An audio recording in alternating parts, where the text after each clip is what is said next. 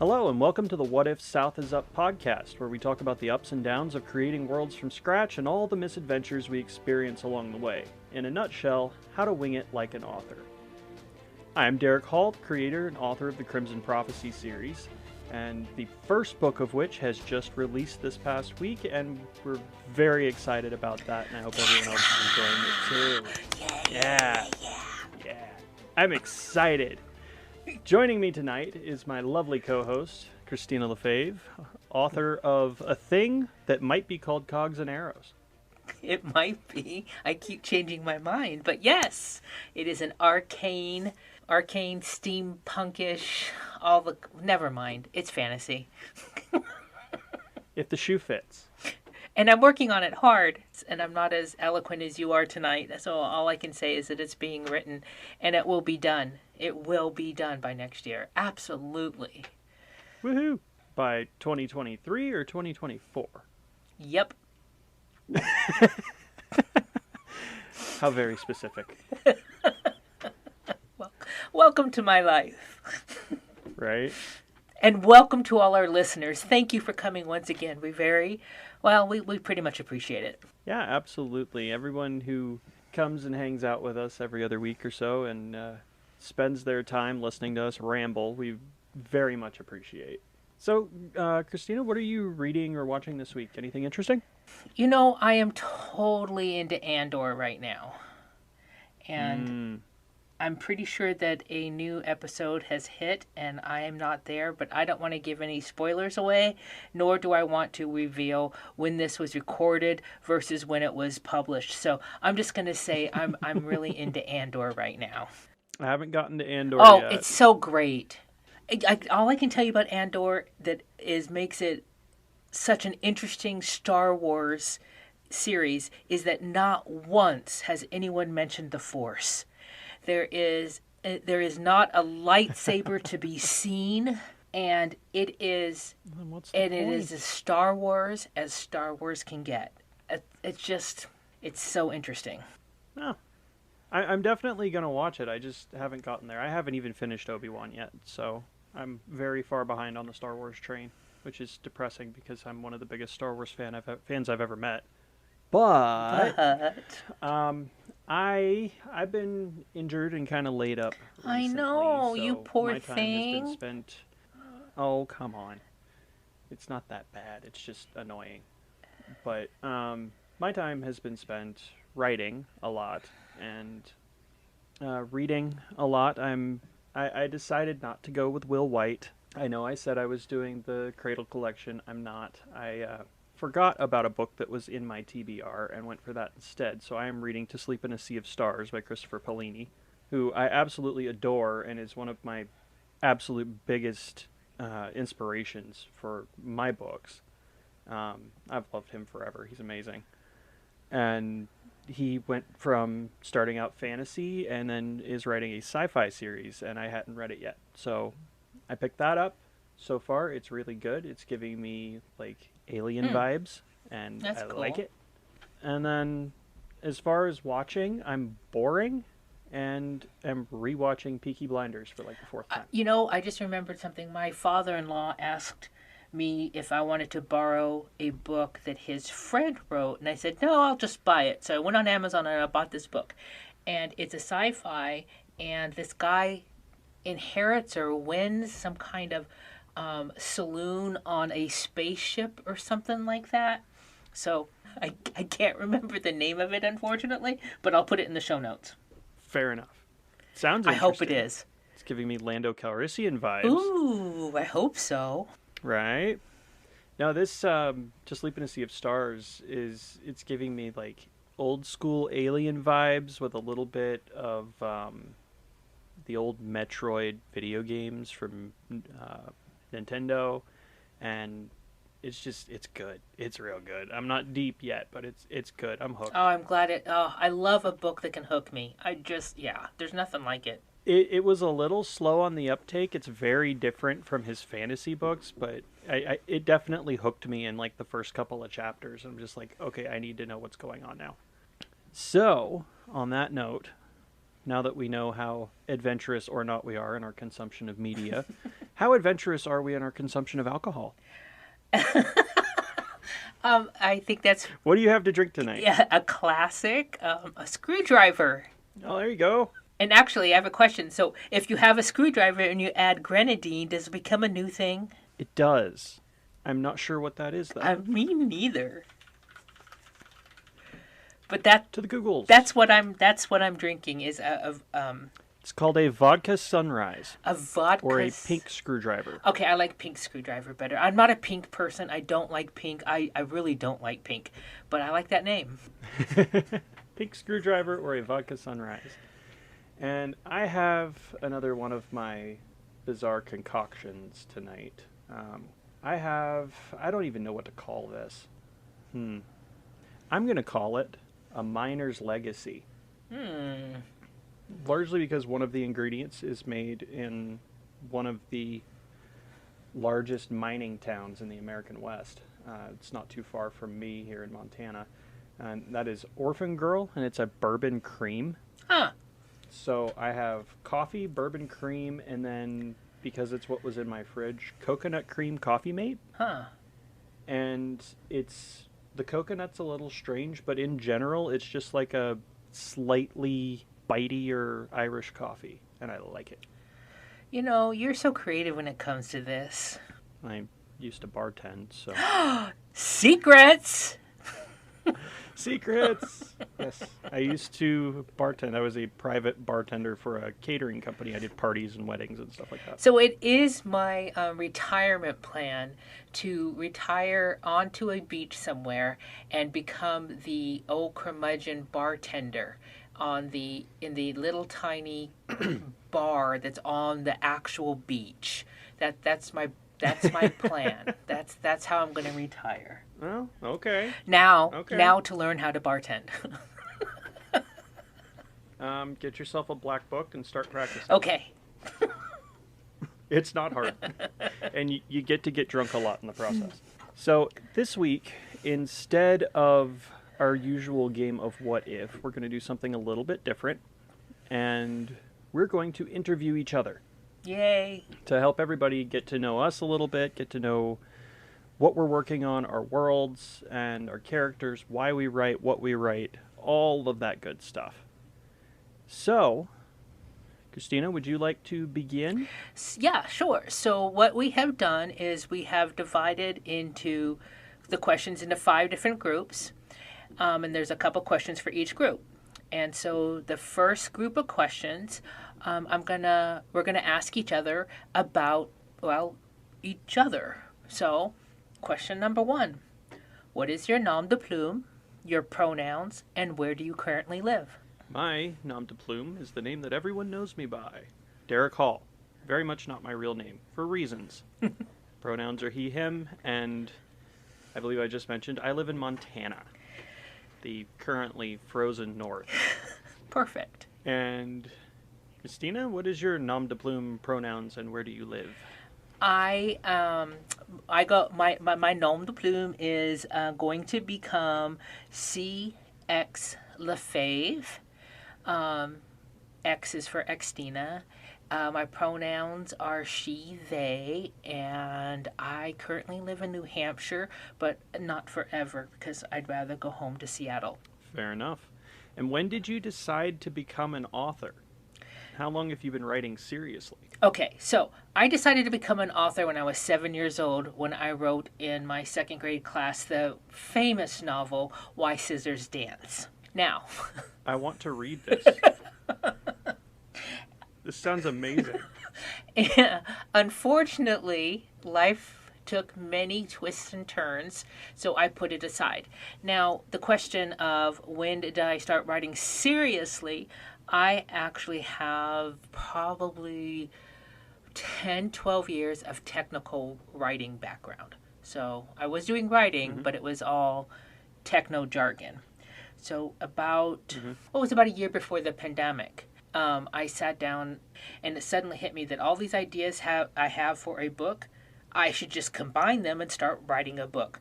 So for the last 3 years, I have been studying how to write a novel because I can't just do something. I always have to read the manual first. My husband teases me about this. When we buy a new car, I read the manual from start to finish. When we buy a microwave, I read the manual from start to finish. I'm just one of those weirdos that have to do that first. So I have been... I don't know what's wrong with you. Let me know when you find out. I would say I've been trying to write seriously for 3 years. Mr. Hall, when did you decide to become an author, and how long have you been writing seriously? Well, funny you should ask that, because I didn't decide to become an author. It just sort of happened. I think I've told this story before, whether on our show or somewhere else, because I've done several interviews and things, and I end up telling this story a lot. But I didn't actually decide to become an author. I was working on an idea for a Dungeons & Dragons campaign that eventually grew both too large and too specific to be used as a D&D campaign. And I decided to write it down. I had some time on my hands and just started writing. And that eventually grew into what was recently released as Ketron Odyssey. That would have been in... I think I initially started writing that in the spring of 2020. Okay. And currently I'm almost done with book 2. So it's been about 2.5 years that I've been writing seriously. Oh, great. Do you currently have a day job, and do you plan to keep that job once your project is complete? So I have 3 or 4 day jobs, and I feel that.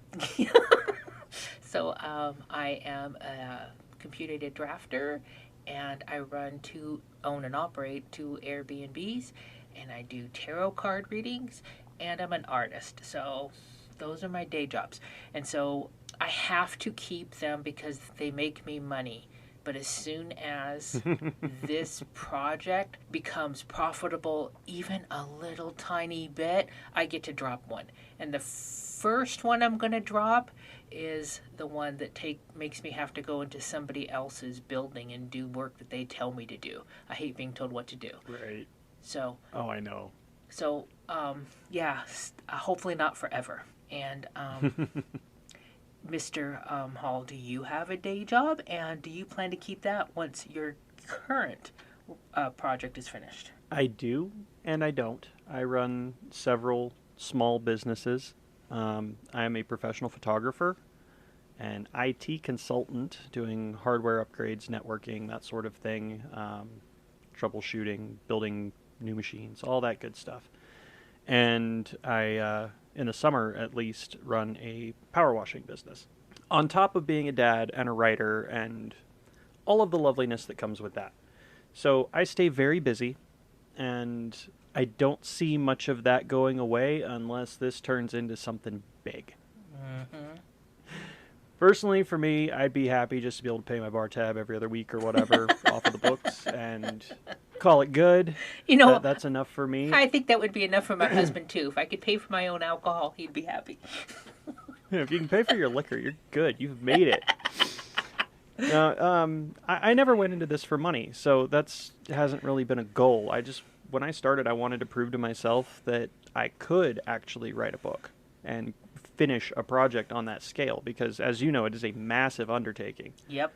So I've never finished a project that large before, and now I've finished 2, and I'm almost done with a 3rd, and I've got another one that I have to write before this whole mess is over. Well, congratulations, good for you. You are a better human than me for the moment. No. There's no better. There's only different. Well, okay, you're a different type of adult than me. Okay. All right, next question. I don't think I'd say that either. Next question. All right. What is one thing you think everyone listening should know about you? Why must you make this difficult? I'm a massive nerd. I love all things geek and all things fandom, and I like hiding little Easter eggs in my books. I do. So we'll all have fun looking for those. Yeah, I actually had someone suggest to me that I put together a bingo board and put it on the website for the book. Ooh. Of nerdy references, and I'm seriously considering it. I think that's a great idea. I really do. I think that's fantastic. I think it'd be fun. And then I don't know if anyone would actually do it, but I think it'd be fun. well, and if anyone does completely fill it out, it's called blackout in bingo. You can give them a pen or something. Mm-hmm. That's kind of what I was thinking. Send them an autographed postcard or something like that. What about you? What should everyone know about the infamous CX Lefebvre? Everyone should know that I thought this would be easier to answer. Right? Yeah. Okay. I think that everyone should know about me that I don't take life too seriously, but I take specific things very seriously. That's a good way to be. I hope that makes sense. It makes sense to me. Okay, good. That's enough. All right. Yeah, it makes sense to me. Okay. And that's a good way to look at it. You can't be completely serious about everything or you'll lose your mind, so. Exactly. Moving on to our second section here, would be questions about our writing. So the first question here is, what do you love most about writing? What I love most about writing, I actually just love words. I love how words fit together, how they change their meaning when they're together. I love how they sound together. I love how they read together. I love how they look together. I love how words can change someone's perspective. I love the sound of words. I don't know. I'm just a wordsmith. I think that's my favorite part, is picking those exact sequence of words to get the thought across. Ah, that is very romantic. I, on the other hand, am not as romantic. I like telling stories. I like being able to create a story and have it come together in a way that is engaging and interesting. Yep, I can see that. Absolutely. At least that's the goal. That's Whether the I goal. achieve it or not is for everyone else to judge. Yeah, I've always been a little bit of a storyteller myself, and when I was 7, it was called a liar, but now it's a storyteller. Yep. Yeah, there you go. Yeah, embrace the lies. Embrace the lie. Question number 2 in our writing section here. What is your method for writing? Are you a planner, a pantser? Do you like digital? Do you like handwriting? Do you like what's your thing? I love handwriting, but I do not write my books by hand. I'm too lazy for that. So I type them digitally, and I am a pantser. I don't plan a single damn thing except to know what my main plot points are. You know, we start here, we have to go here, and we're going to end over there somewhere. And that's about all I know going into a book. That's still called planning. That's not planning, though. We're driving from New York to LA, and there's some states in between. That's not a plan. That's the beginning of a plan, but that is not a plan. So I think that everyone is a mix of both pantser, or planner. A little, toss in more of the other than the other one. But no, I understand what you're saying, and I respect how you can just sit there and just pump it out and just have a vague idea of where you're going and get there. I actually think that's Maybe more accurately than pantser, I am what Brandon Sanderson would call a gardener. Yes, and actually, I think it's I know that Sanderson uses that term, but I think it's actually He does. It's the guy. I don't think it's his term, but it's not. It came from George R.R. Martin. He's the one that came up with it, I think. Mm-hmm. How do you handle that? Okay, am I? What is your method? I am a total outliner. Okay, I really like to know what I need to focus on for each scene, so it works out to the next one. So in the end, it works backwards. I kind of like to work backwards, if you will. So I'm a total outliner. But when I write, I don't write sequentially. So I kind of... Don't write sequentially. No, it's because I know what each scene needs to do. So sometimes I'm like, I'll be starting a scene. I'm like, well, before I can finish this scene, I need to know what I need to include in this. So I have a scene that's somewhere else in the book that I'll go write first, so I know what to put in that previous one, or it depends on my mood. So, total outliner, but I don't write the book sequentially. See, I've tried jumping around like that because I'll have a cool idea for a scene. I'm like, yeah, I definitely want to use that. And then it just completely throws off my groove, and I can't do it. I have to write sequentially, cover to cover. Yeah, I know this. We've talked about it, and yes, you are correct. You do. Yeah, Yes. I do. It's bad. Now, I do, because I'm a nerd myself, I do write digitally. Okay. I use Mm-hmm. Scrivener. I really like the product. I write digitally. However, I'm also extremely creative. So occasionally I'll just get out a piece of paper, and it's usually a scrap piece of paper. It's not like one of the Mm-hmm. 10,000 notebooks I have lying around, right? It's the back Right. of a receipt, or it's the corner of another piece of paper that has important information on it. And I'll write a scene out. Yeah. It's just whenever it catches my fancy. So, what is my method for writing? I would say all of them. Okay. Okay, that's fair. I have a notebook somewhere, which having just moved, I have no idea where it is at this moment, but I have a notebook somewhere that's probably about 60 or 80 pages of hand scribbled notes for the first book. And that was just to keep all my details in a row while I was working. Mm-hmm. Dates and places and names and all that good stuff. So But yeah, that's you had a paper wiki. basically because I'm too lazy to try to organize all of that digitally. And I Mm-hmm. attempted Scrivener and I couldn't get into it. It did not click for me. Again, I'll go back to that thing I said earlier. I love getting something new and then reading the manual from cover to cover before I touch it. And that's why I love Scrivener, because I did that. That's fair. I do, however, use the Readsy editor, which is kind of a stripped down Scrivener. It took out a lot of the database and wiki stuff Mm-hmm. and kept all the like drafting and editing features, and that I absolutely adore. I don't draft anywhere else. It's all right there. And it's awesome too because it's cloud based and I can get to it from my phone whenever I want, my computer, my tablet, whatever. And that's one thing that I love and hate about Scrivener is that it's not cloud based. And I'll say so Right. I hate that because when I get an idea, I want to be able to work on the book. But I Mm-hmm. love that because normally when I get that idea, when I want to work in the book, I'm actually should be working for somebody else at that moment. So, so it keeps I me know that honest. feeling. I know that feeling all too well.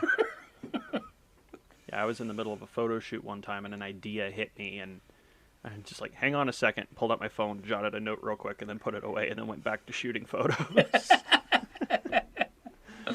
They didn't really flinch because we were walking from one place to another, but it was not the most professional of things to do in that moment. Oh, they didn't know. You could have just taken notes on the light and the f stop, and they wouldn't have said anything. You're not wrong. All right, so our next question here is how do you fit writing into real life? Sounds like we both have a lot going on. We do. I think we both do, and I think that most newbie writers also have a lot going on, and even full time Mm-hmm, for writers. sure. And I think this is something that all of us struggle with, except for maybe the most disciplined of us. But how do I fit writing into my real life? To be honest, I'm still trying to figure that out. I don't have my first draft Mm-hmm. completed. I try adjusting things all the time. I do not have kids at home. I do have a husband, and he's not entirely needy, but he does appreciate me spending time with him Yeah, occasionally. So same difference. Kids, husband. he's a lot less work, believe me. I had At the least that's what I've been told. yeah. So I'm still trying to figure this out. So what my goal is right now, I try to spend at least the last part of my night, right? So I've cooked dinner, Mm-hmm. I've gone to work, I've cooked dinner, I've done all the chores I need to do. I've given my hubby his the little tiny bit of attention he's asked for. And now I try to sit down somewhere and just at least open up Scrivener. At the very least, just Mm-hmm. open it up and then, see if I can write at least, I don't care if it's 10 words or 1,000, just write something. Mm-hmm. But my ADD brain still has a hard time making that switch. So I think that what I'm going to start trying to do is pick specific days where I just like, okay, today is the day that I do nothing but focus on my job, on my story. Mm-hmm. I'm not going to cook. I'm not going to clean. I'm not going to spend time with you. This is my one spoon for today. This is my one switch. And I'm going to see if I can give that a go, and I'll let you guys know in a few weeks if it's going to work out. And That sounds reasonable to me. Mr. Hall, how do you do it? How do you fit writing? As chaotically as possible. I'm a night owl. I've always been a night owl, so I do most of my writing after everyone else is in bed and asleep. I spend most of my day working on other projects, other jobs, taking care of the kid, that sort of thing, and I can finally sit down and write either when kid decides to take a nap or when he's in bed. So if he's sleeping, I get to write, basically.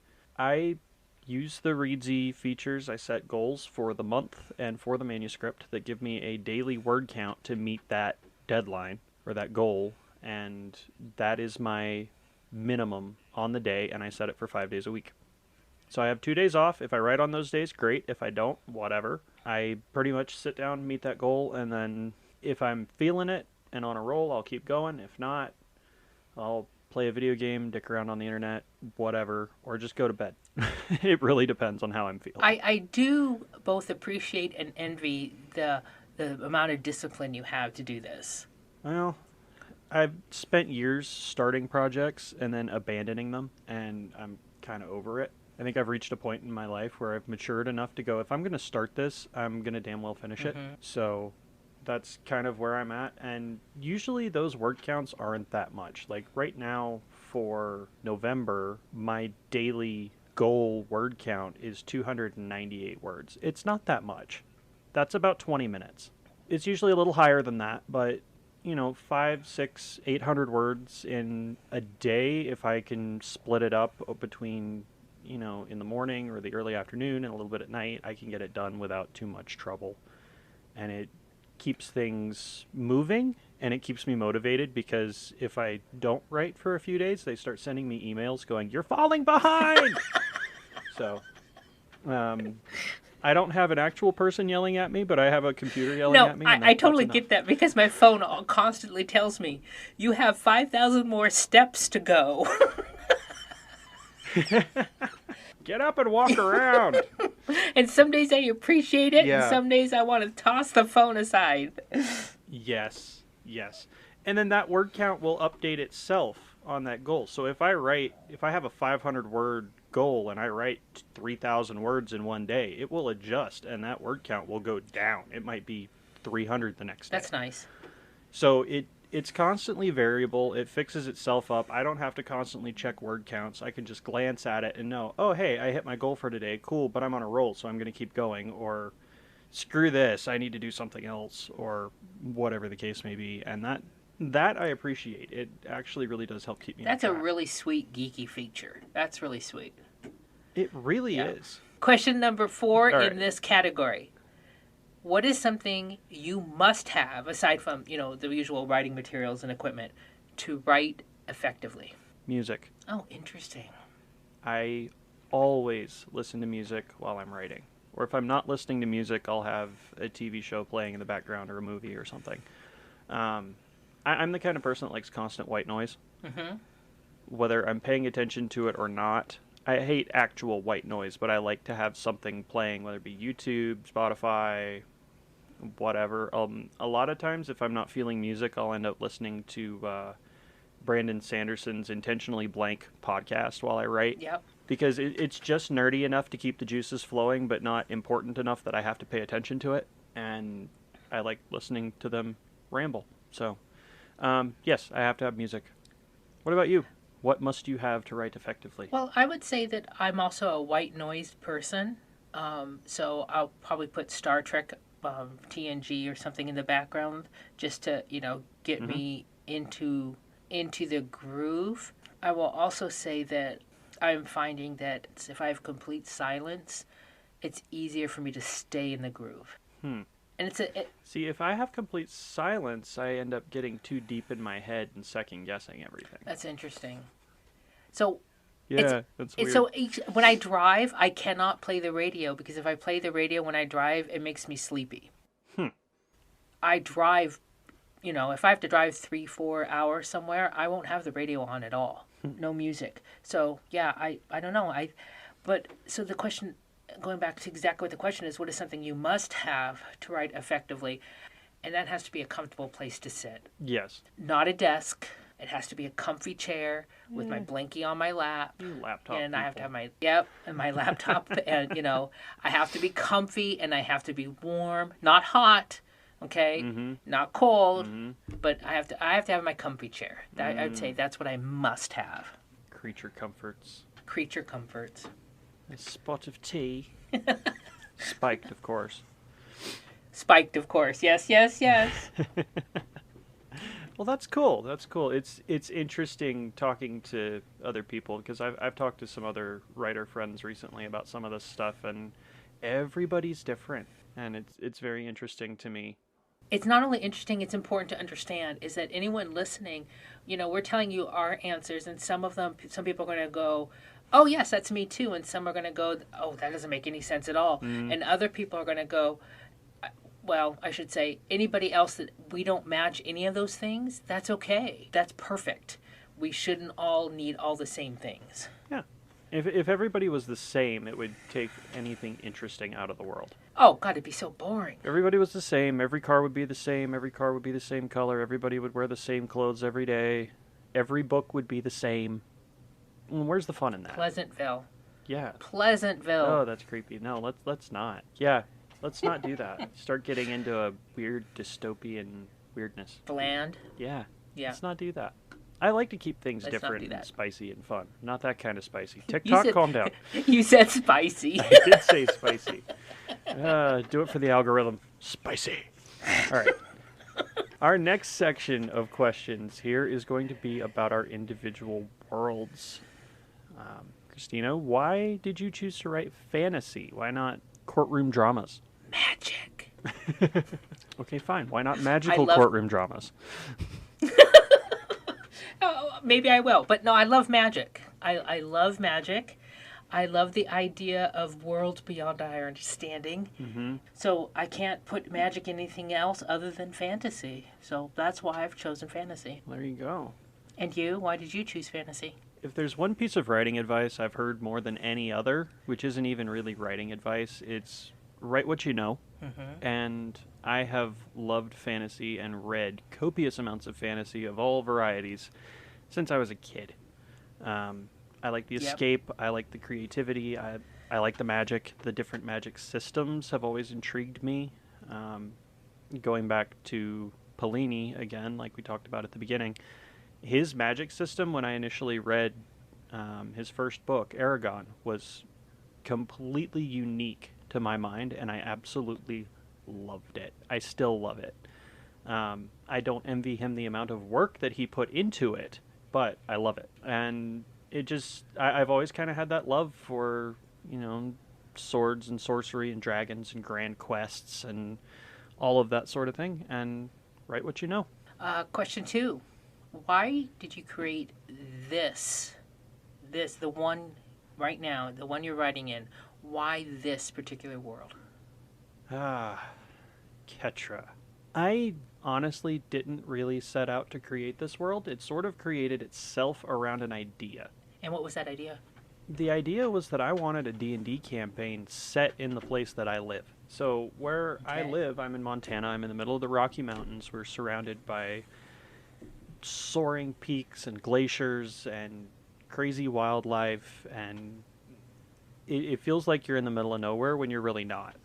And that I absolutely love it. It's part of who I am.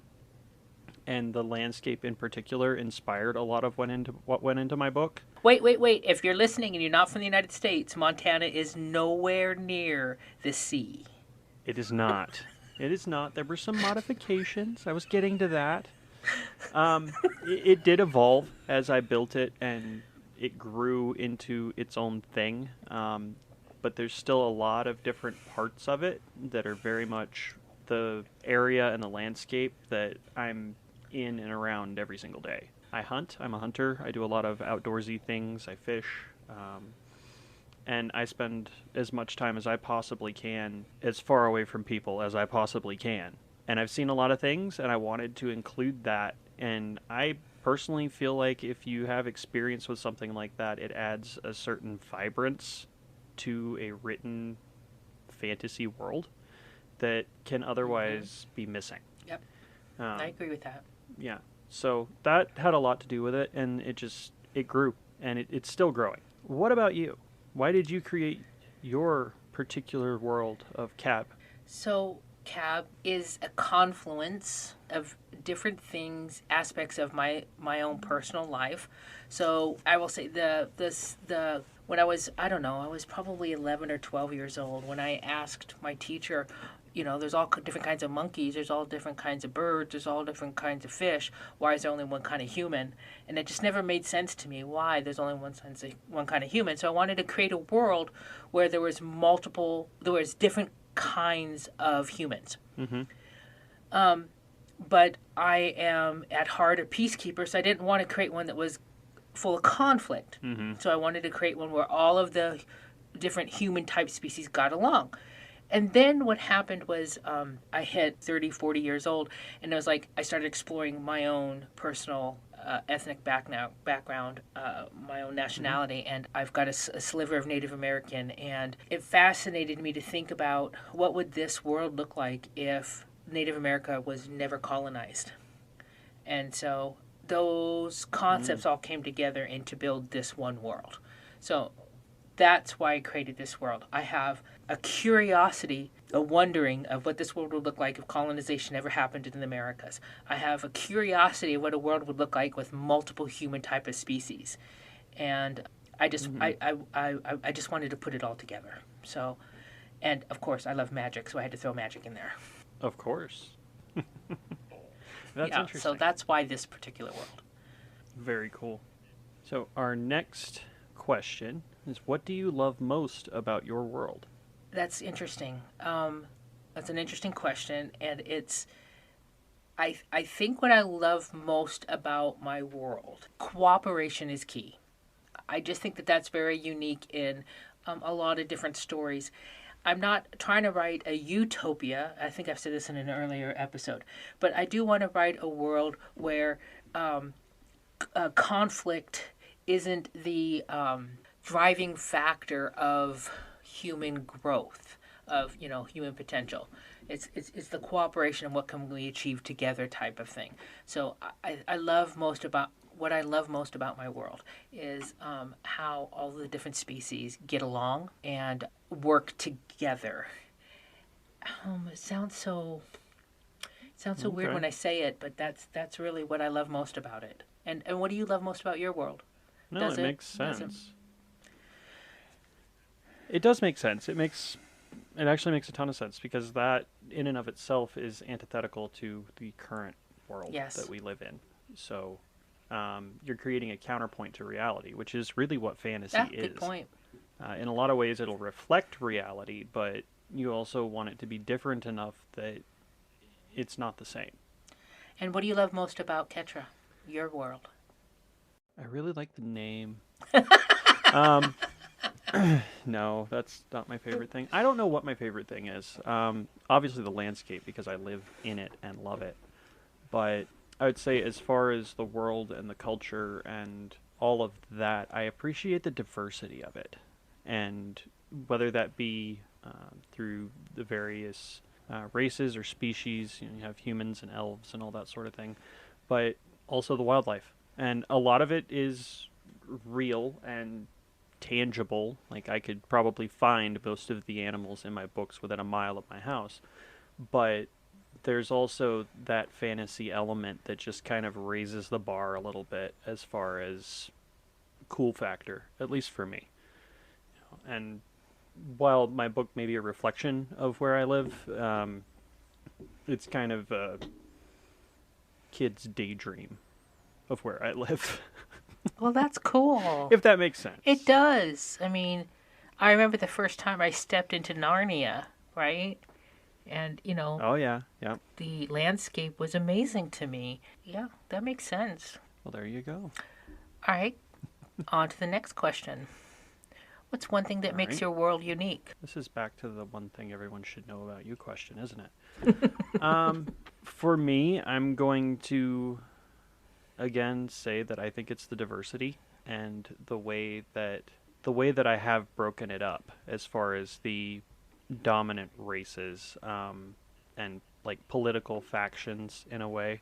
My world is not nearly as peaceful as yours, but it's not a continuous battlefield either, but there are a lot of tensions between the different groups that kind of keep things lively and interesting.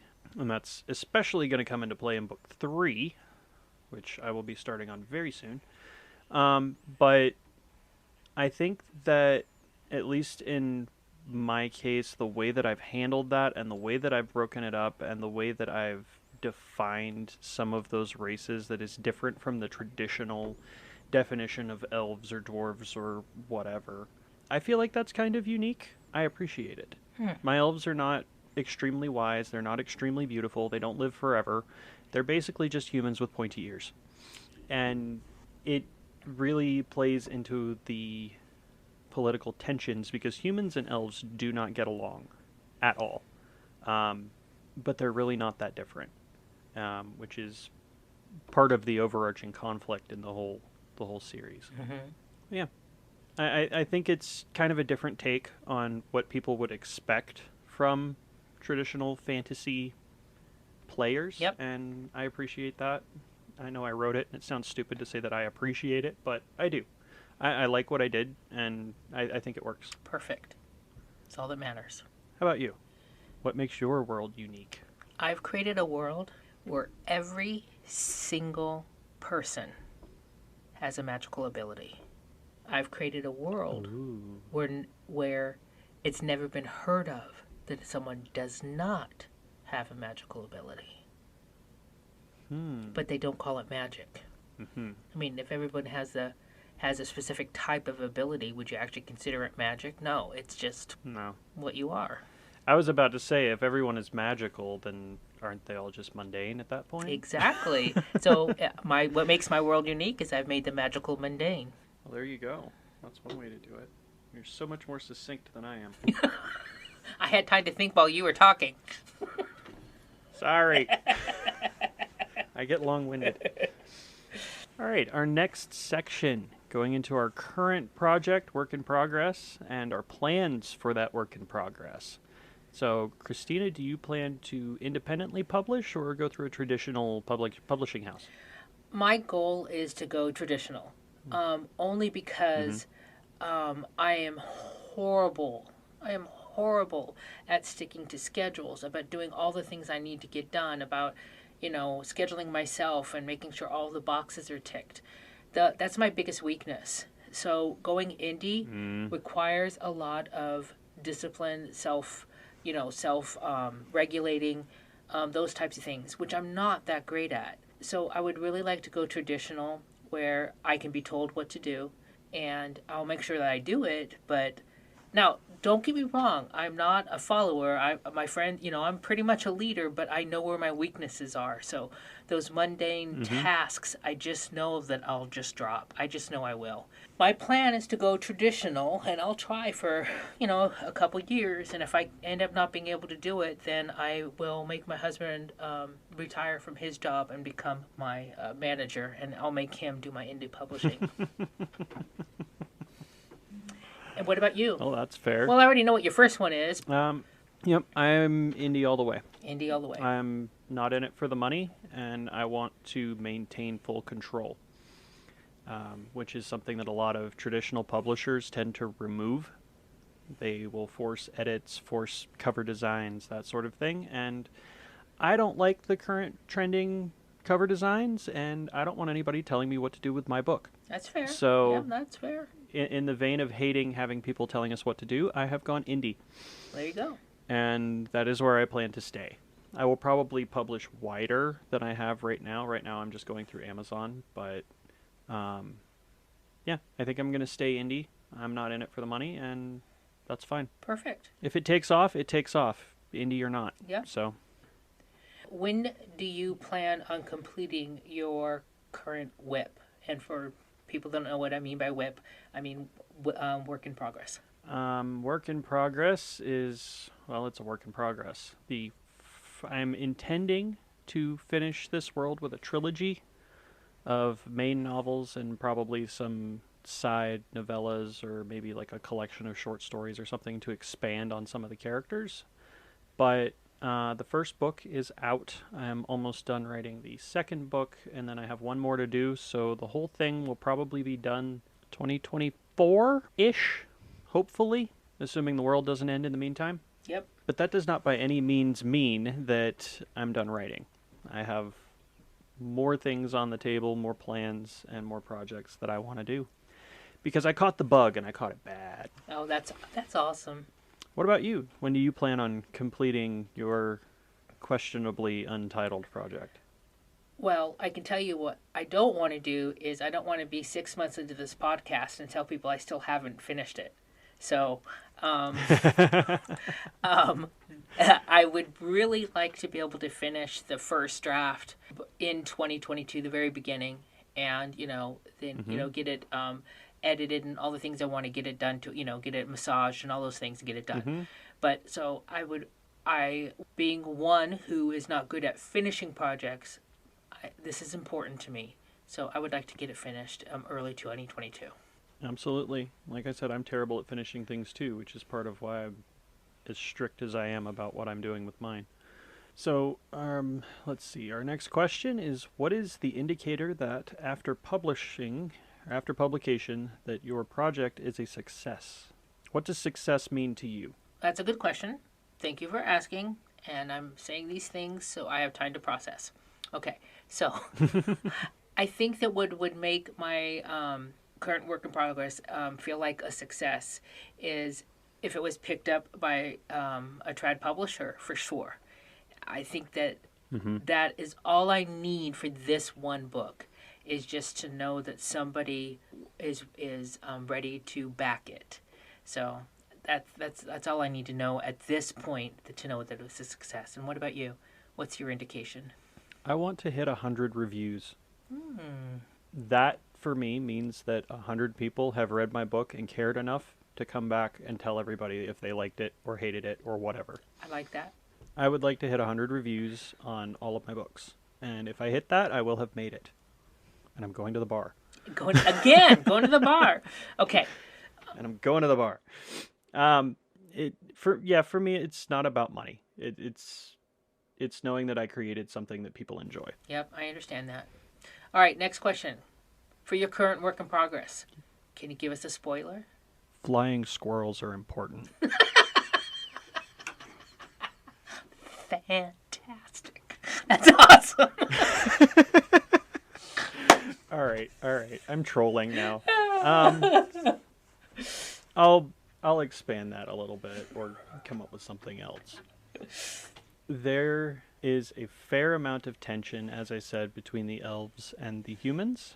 And for the book I'm currently working on, book 2, in what I sincerely hope ends up being a trilogy. I'm starting to question that the further I get. But as far as book 2 is concerned, that tension really begins to come to a head and kind of bleed into other relationships and create more problems and more drama, to the point that it starts to tear apart everything that was created in book 1. Interesting. How about you? Can you give us a spoiler? So this is an yes, I can. Are you sure? I am positive. Have you written any yet? I wrote my outline. I know how it's going to end. So in my world, this is an alternate dimension, and there are portals that go from Earth to Cobb one way. They go one direction, from Earth to Cobb. Or do they? Dun, dun, dun. That's my spoiler. Squirrels are important. Yes! This is how we end up as writers. We chase the squirrels. Chase the squirrels. I think I just titled this episode Chasing Squirrels. I love it. Yes. Let's do that. All right. It's better than spoiled squirrels. Our next section. Right. Our next section is all about our future.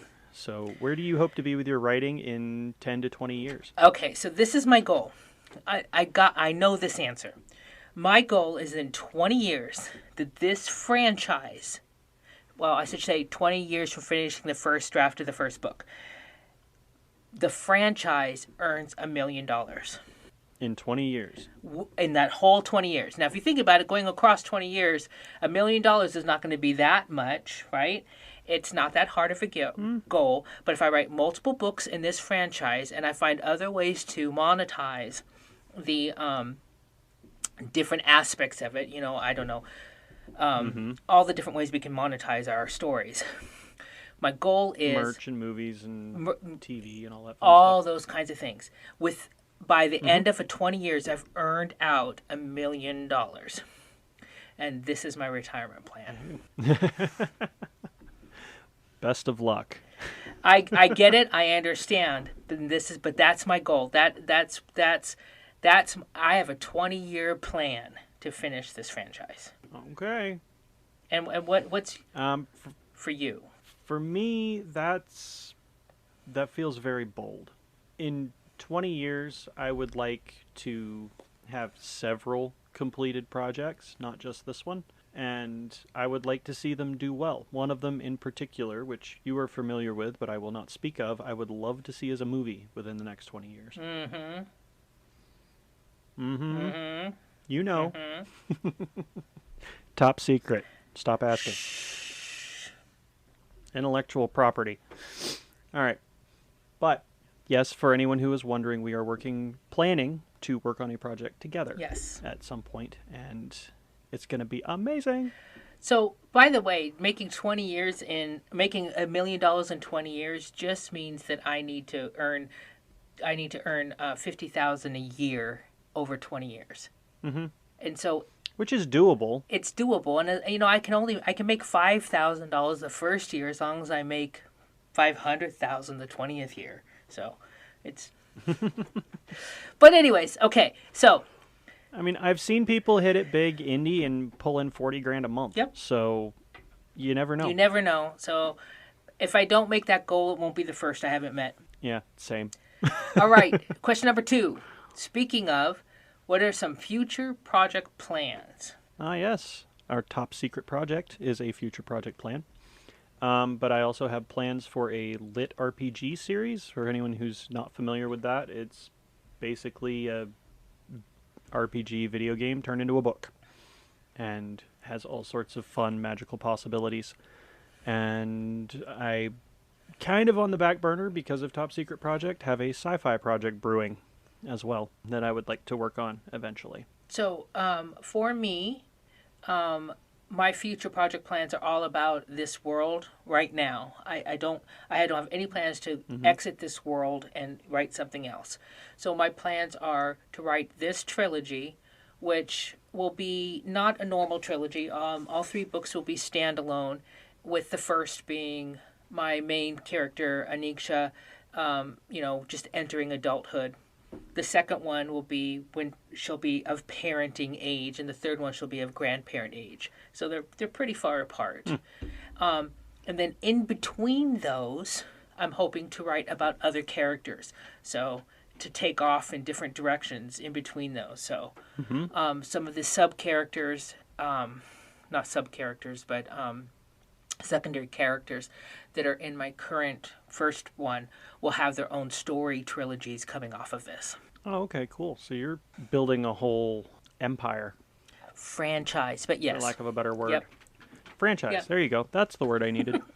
Yeah, that's cool.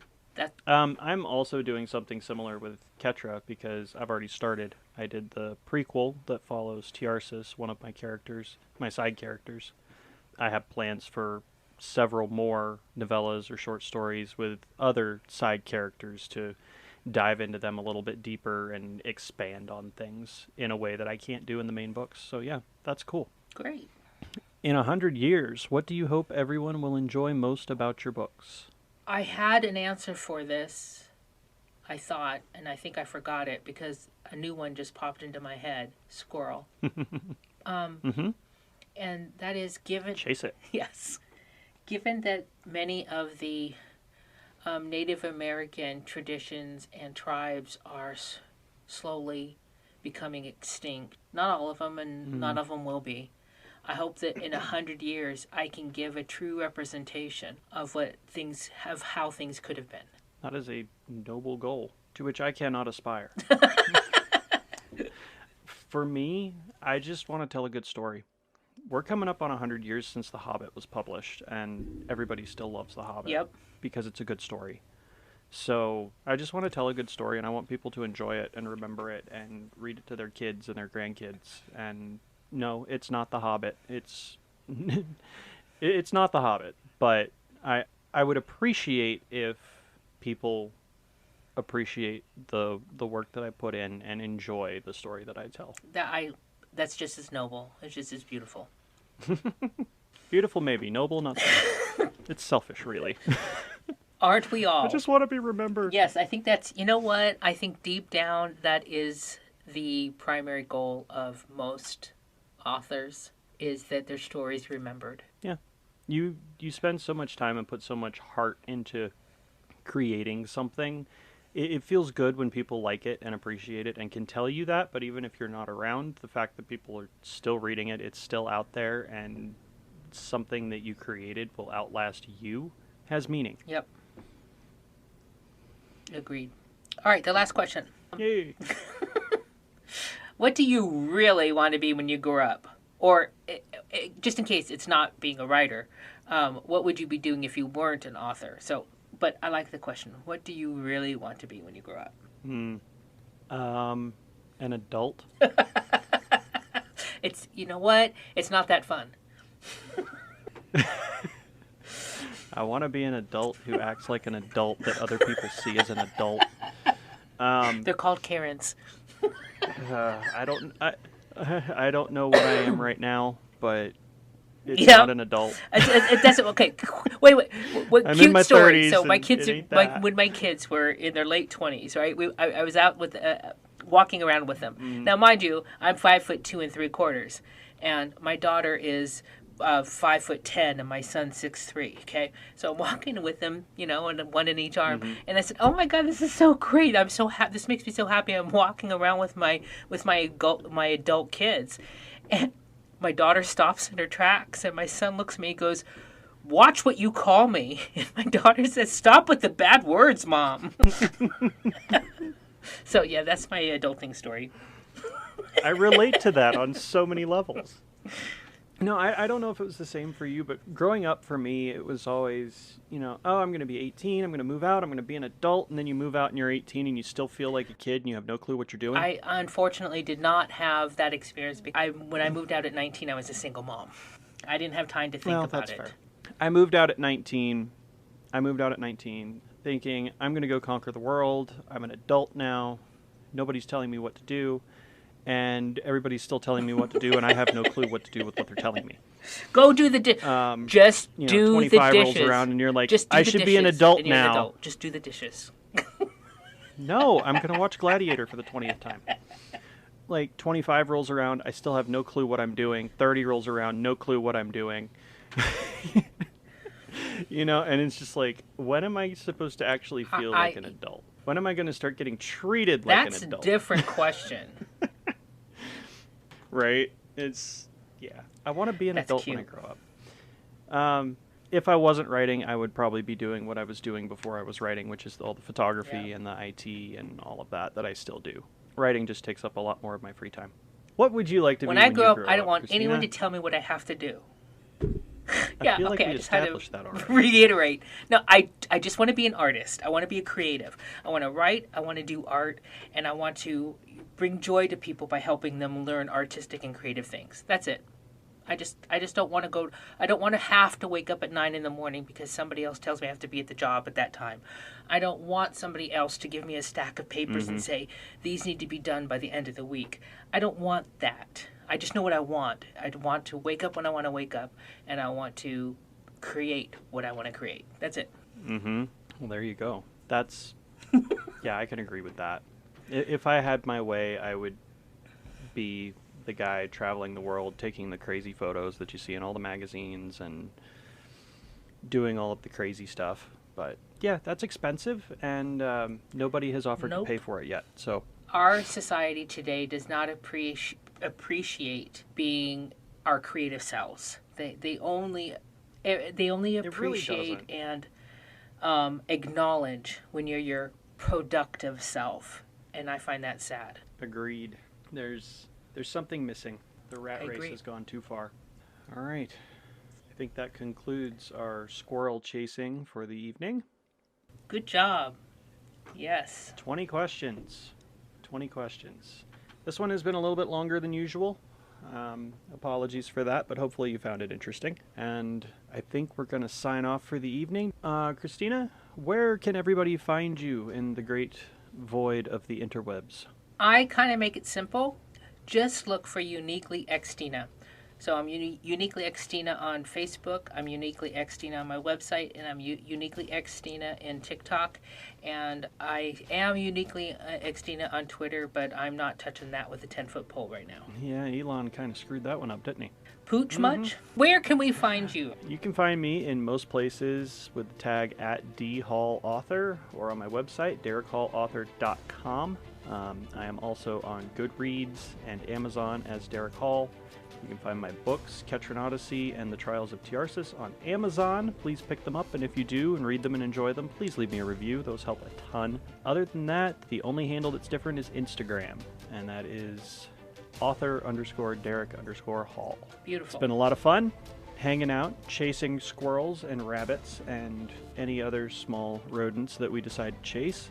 If you would like to come on the show with us and play a game of What If, and you are a writer, please send us an email at whysouthisUp@gmail.com, and we will get that process started. We are looking for guests after the first of the year to try to spice things up a little bit, and we love supporting fellow newbie authors. If you have a question you would like to submit, you can send that to the same place. We're always looking for ideas for that as well. Thanks for hanging out with us, and we hope to see you again next time on What If South is Up. Thank you. My brain just shut off. Yeah, mine shut off about 37 seconds ago. My bad.